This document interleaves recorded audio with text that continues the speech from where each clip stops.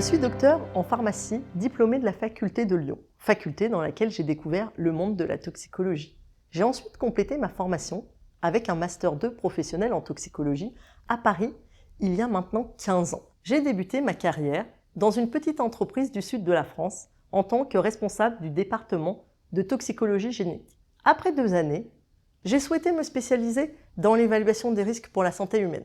Tout d'abord à l'ANSES, dans le domaine des produits phytosanitaires, puis à l'ANSM, dans le domaine des médicaments.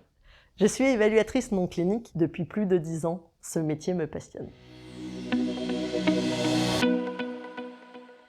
Lors du développement d'un médicament à usage humain, différents types d'études sont réalisées avant son administration à l'homme. Celles-ci permettent de déterminer le profil pharmacodynamique, pharmacocinétique et le profil de toxicité de la molécule. Ces études sont réalisées sur cellules, chez l'animal ou par modélisation.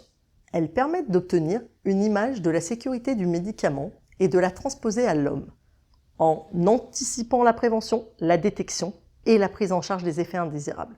Ceci permet de garantir la sécurité des participants aux essais cliniques. Le développement non clinique se poursuit en parallèle du développement clinique jusqu'à l'obtention de l'autorisation de mise sur le marché. Et si besoin, au cours de la vie du médicament, après l'obtention de son AMM.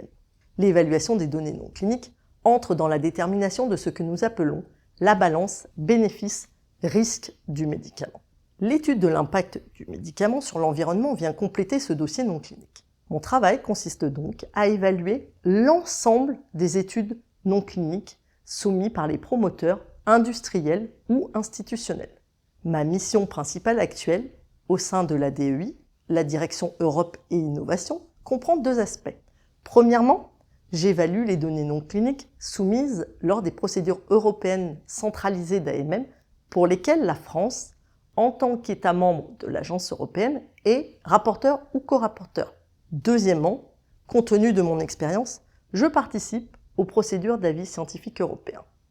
Ces procédures permettent d'accompagner les promoteurs qui le souhaitent au moment du développement non clinique en favorisant les échanges entre les promoteurs et les autorités. Ma priorité est et restera toujours la sécurité du patient. Pour cela, il faut être à l'écoute des différentes évolutions et ne pas rester sur ses acquis. Le travail en collégialité est un levier. Il me permet, avec mes collègues évaluateurs non cliniques, de me questionner, de progresser dans mes réflexions et de consolider mes connaissances.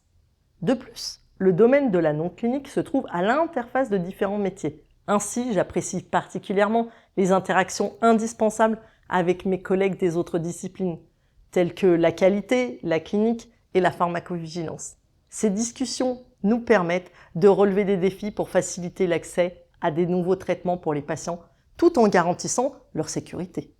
Le métier d'évaluateur non clinique évolue sans cesse, en lien avec les progrès techniques et réglementaires, mais aussi les innovations thérapeutiques.